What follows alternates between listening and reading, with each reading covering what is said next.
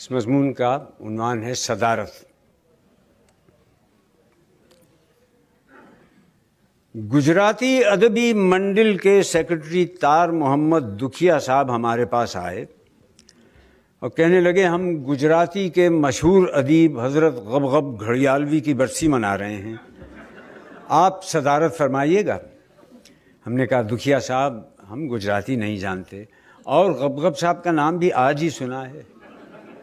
بولے جی کوئی بات نہیں، آج کل بہترین صدارت وہی لوگ کرتے ہیں جو موضوع کے متعلق کچھ نہ جانتے ہوں۔ ہم نے عرض کیا کہ دیکھیے ہم معذور ہیں، ہماری مصروفیات ہیں، ہمیں معاف کر دیجئے۔ کہنے لگے آپ ناحق گھبراتے ہیں انشاء صاحب، گھبرائیے نہیں، یوں تو آپ کو معلوم ہے کہ ایسے موقعوں پر کیا کہا جاتا ہے۔ آپ کہیں رکیں تو یہ بندہ لقمہ دینے کو تیار ہے، یا تو میں آپ کے کان میں کچھ بتا دیا کروں گا، یا آپ پانی پینے کے بہانے سن لیں، یا میں پرچی لکھ کر آگے بڑھا دیا کروں گا۔ ہم نے کہا اچھا آپ اگر مجبور کرتے ہیں تو منظور، ورنہ ہمارا اب بھی یہی خیال تھا کہ جناب تار محمد دکھیا نے ہمارے گلے میں گوٹے کا چمکیلا ہار، وہ ہار ڈالا جو غالباً اس سے پہلے کئی صدروں کے گلے کا ہار ہو چکا تھا۔ اس کے علاوہ مختلف منگنیوں اور شادیوں وغیرہ کے موقع پر بھی استعمال ہو چکا تھا۔ بعد ازاں انہوں نے ہمارے علم و فضل کی بے کرانی کا ذکر کیا اور کہنے لگے کہ انشاء صاحب غبغب مرحوم کے افکار اور شاعری پر بڑی گہری نظر رکھتے ہیں، اب میں انشاء صاحب سے درخواست کرتا ہوں کہ وہ خطبہ ارشاد فرمائیں۔ ہم نے پانی مانگا، سیکرٹری صاحب نے ایک گلاس آگے بڑھایا، ہم نے کہا پورا جگ چاہیے، وہ بھی آ گیا۔ ہم نے سیکرٹری صاحب کو ان کا فرض یاد دلایا اور پانی پی پی کر یوں اپنا خطبہ شروع کیا۔ صاحبو، حضرت غبغب گھڑیالوی کو کون ہے جو نہیں جانتا؟ پاکستان کے لیے ان کی خدمات فراموش نہیں کی جا سکتی۔ سیکرٹری صاحب نے پرچی دی، ان کا انتقال تو 1914 میں ہو گیا تھا۔ ہم نے کہا وہ پاکستان بننے یا پاکستان کا نظریہ پیش ہونے سے بہت پہلے 1914 کی لڑائی میں داد شجاعت دیتے ہوئے کام آ گئے۔ سرگوشی میں کہا گیا ان کا انتقال ملیریا سے ہوا تھا۔ ہم نے کہا ہم جب ان کی شاعری کا مطالعہ کرتے ہیں، پرچی ملی وہ شاعر نہیں ناول نگار تھے، جس کو غالب کی طرح وہ ذریعہ عزت نہیں سمجھتے تھے، ان کے ناولوں کی طویل فہرست پر نظر ڈالتے ہیں۔ پھر ایک پرچی ملی، انہوں نے صرف ایک ناول لکھا تھا، چوہے دان، تو جن میں سے ایک چھپا اور اس کی عظمت ہمارے دل پر نقش ہو جاتی ہے۔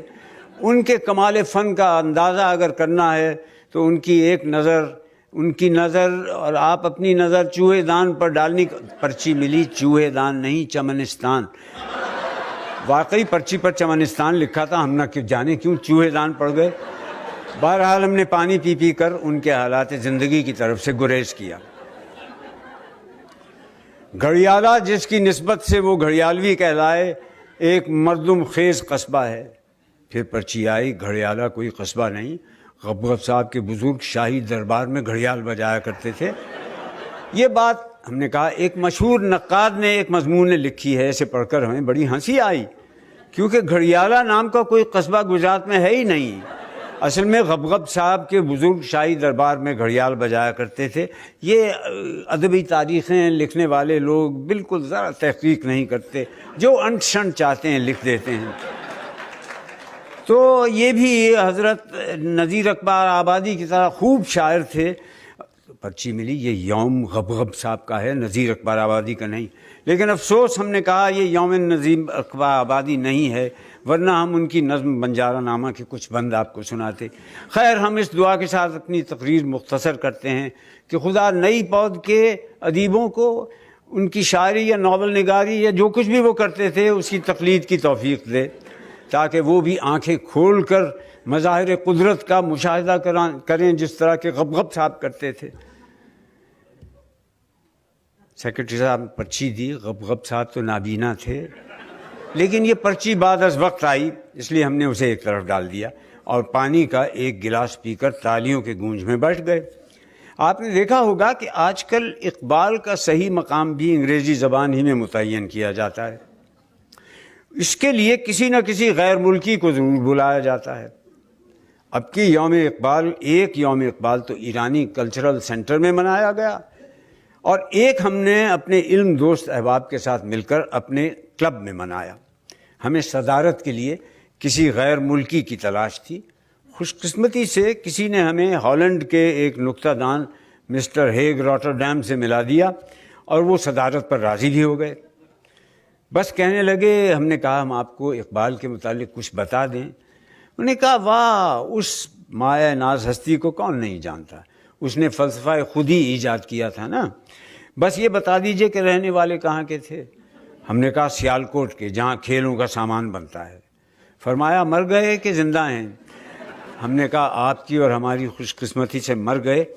بولے کیوں مر گئے؟ ہم نے کہا ہم خود بھی حیران ہیں کہ ملت کو ابتلا میں چھوڑ کر کیوں مر گئے۔ فرمایا میرا مطلب ہے کیسے مرے؟ ہم نے کہا حکیموں ڈاکٹروں کی دوائیں کھا کر مرے، لیکن آپ کو اس سے کیا مطلب، آپ ان کی شاعری اور شخصیت پر کچھ بولیے۔ کہنے لگے اچھا پھر سے نام ایک دفعہ بتا دیجئے، ایکو بلال کیا تھا؟ ہم نے کہا ایکو بلال نہیں بابا، اقبال یاد کر لو۔ مسٹر ہیگ راٹرڈیم نے اپنی پرمغز تقریر کا آغاز ہی سیالکوٹ سے کیا، اس کی وجہ شہرت بیان کی، اور فرمایا اقبال بھی کھیل ہی کھیل میں بہت سی کام کی باتیں کہہ گئے ہیں۔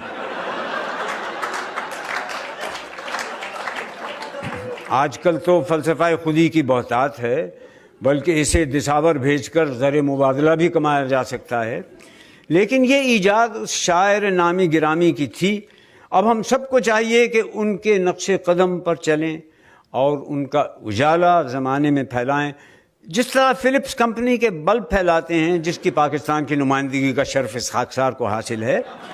یہ کمپنی صرف بلب ہی نہیں، ریڈیو، ٹرانزسٹر، ٹیلی ویژن، ٹیوب لائٹ، ہر طرح کی بلب بناتی ہے اور بکفایت فراہم کرتی ہے۔ ہم نے انہیں ٹہوکا دیا کہ موضوع پر آئیں۔